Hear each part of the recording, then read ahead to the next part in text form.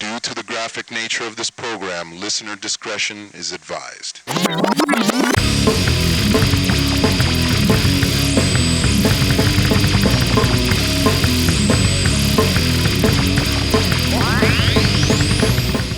Salut à tous et bienvenue dans ce nouveau crossover où cette fois-ci on va s'attaquer à du lourd, un groupe qui a plus de 20 ans, 8 albums dans les bacs et dont le 9ème arrive cet été. Aujourd'hui on s'intéresse à l'usine à peur, j'ai nommé Fear Factory. Alors Fear Factory, qui se forme au début des années 90 et sort son premier album en 1992. À ce moment-là, le groupe est composé de Burton Sibel, Dino Cazares, Andrew Shives et Raymond Herrera. Andrew quitte le groupe après le premier album, il sera remplacé à la basse par Christian Holvolber jusqu'en 2002. Au niveau du style, c'est simple, on parle juste des papas du death industriel, ou industrial death motherfucking metal. Bien sûr, il y avait déjà à l'époque des gens comme Ministry ou Rob Zombie pour mettre des samples et des sons dans leur métal, mais Fear Factory seront les premiers à mélanger ces sonorités à du gros death metal bien puissant. Le groupe connaîtra 3 différentes périodes, alors on va jeter tout de suite un œil à la première.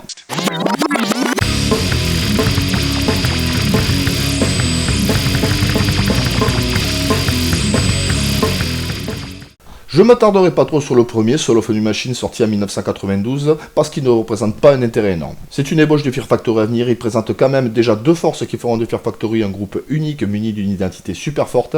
Fear Factory, c'est avant tout un univers. Un univers post-apocalyptique futuriste qui peut rappeler Terminator ou Blade Runner. Les 4 premiers albums sont des concept albums dont les thèmes tournent autour de la relation homme-machine. Et la deuxième force, c'est une force de la nature, c'est lui. Et sa singularité, c'est qu'il fait partie des tout premiers batteurs à avoir focalisé son jeu sur la double pédale. C'est quelque chose qu'on utilisait déjà beaucoup dans le métal à ce moment-là, mais il a su lui donner une toute nouvelle dimension en calquant ses coups de grosse caisse sur les coups de médiator des cordes pour donner cet effet mécanique qui va être la signature du groupe pendant un bon moment.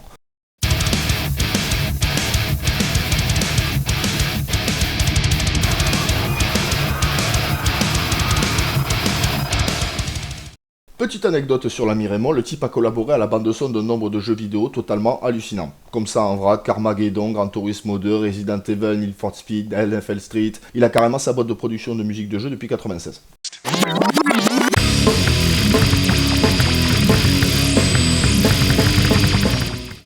L'évolution majeure se fait au deuxième disque, des manufactures. Le premier avait une dimension de concept album de par le fait que la plupart des chansons tournent autour du même thème. Mais cette fois-ci, il pousse le concept un peu plus loin en racontant chanson après chanson la lutte d'un homme contre un gouvernement dominé par les machines. C'est une machine! Mais l'évolution ne se limite pas à ça, musicalement, on parle d'un des meilleurs albums de métal jamais pondus. Il déboule avec un disque novateur, violent, chirurgical, planant, oppressant, bref marqué par une très grosse dualité. Les instrus alternent entre les assauts mécaniques des passages métal et les envolées mélodiques appuyées par les synthés et les samples. Et ça c'est plus ou moins une première à l'époque. Laisser autant de place à l'électronique que sur un disque qui se veut métal, c'est quelque chose qui se faisait absolument pas. Au niveau du chant, Burton manie aussi bien les mélodiques planants que les gros hurlements. Une dualité globale qui vient renforcer l'ambiance clash homme-machine. L'album a été en majeure partie composé avant l'arrivée de Christian. C'est donc Dino qui a enregistré la plupart des pistes basses. D'ailleurs, on va s'y attarder 2 minutes sur le Dino.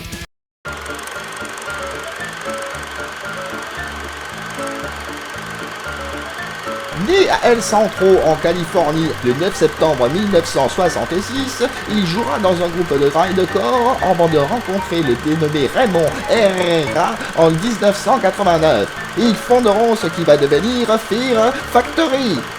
Rapidement connu pour la rapidité et la précision chirurgicale de son jeu de guitare, il est l'instigateur de projets comme Assassino, Brugeria, Divine Heresy et bien sûr Fear Factory. Vu qu'on parle d'un album où tout est bon, c'est dur de mettre un morceau en avant. Mais si je devais en donner qu'une, ça serait Sad Bias Resistor. Et puis Christ aussi. Et de Manufacture. Et tout le putain de reste. C'est également sur ce disque que Fear Factory inaugure sa tradition des chansons douces de fin d'album. Oui, chez Fear Factory, après vous avoir rousté les oreilles, on vous caresse le tympan avec un final épique digne d'un ending de film.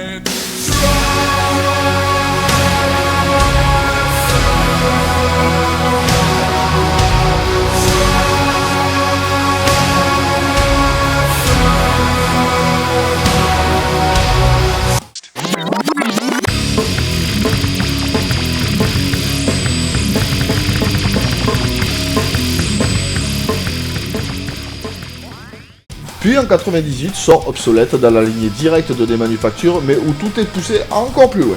Le livret est construit comme un script de film où les paroles sont insérées comme des dialogues dans les scènes du scénario. Et en plus de ça, le clip est directement en rapport avec l'histoire. Tout est super cohérent. L'ambiance y est plus lourde, plus sombre. L'électronique qui prend plus d'ampleur, d'obsolète c'est simple. Un riff, un sample.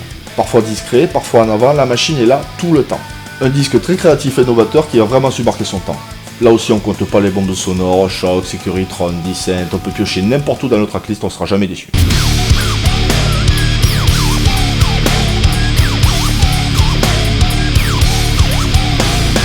Ça c'est du rock'n'roll.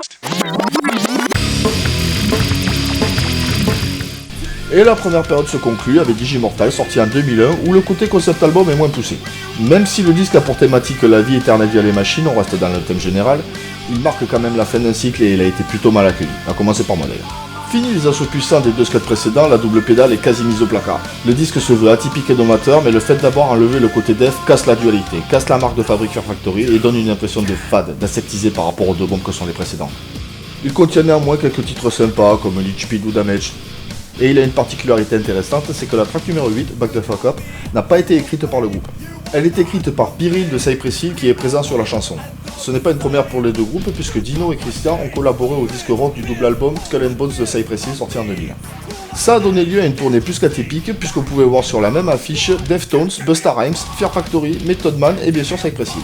Une belle porte d'ouverture d'esprit, vous l'imaginez vous, la tournée française Lofofora, Aurel San, Zubefix et Oxmo Puccino? Eh ben non, en Europe ça se ferait pas, à savoir pourquoi.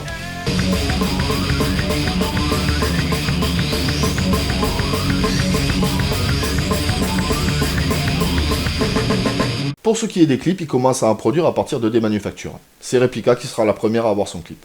Un autre clip sera réalisé pour Cars, la reprise de Gary Newman, featuring Gary Newman. Si ça c'est pas la classe, je sais pas ce que c'est. Obsolète n'aura droit qu'à une seule vidéo pour Résurrection, mais alors quelle vidéo? Un clip qui illustre très bien la scène qui est décrite dans la chanson. Et c'est Lynchpin qui sera la vitrine vidéo de Digimortal. J'aime beaucoup toute l'esthétique et très industrielle qui va autour du clip. Toute cette période de Fear Factory est également très bien résumée dans le DVD Digital Connectivity sorti en 2001. La première période du groupe se termine donc en 2002 quand Fear Factory se sépare pour des raisons de tension interne. Burton et ses amis se voient maintenant séparés, mais des dangers plus terribles encore les attendent. Burton arrivera-t-il à se trouver capillairement? Dino arrivera-t-il à faire décoller sa carrière d'acteur porno? Christian Raymond compose-t-il la musique du prochain Dance Revolution? Vous ne le saurez pas en regardant le prochain épisode de Crossover. Voilà, c'est tout pour cette fois-ci. FF, c'est du trop gros pour le faire correctement une fois. Alors, on se retrouve donc la prochaine fois pour la deuxième partie. Merci d'avoir regardé la vidéo jusqu'au bout. N'hésitez pas à la liker, la blabla. Facebook est finalement le seul truc important qui soit. Partagez-la si vous l'avez aimé. Sur ce, à la prochaine et d'ici là,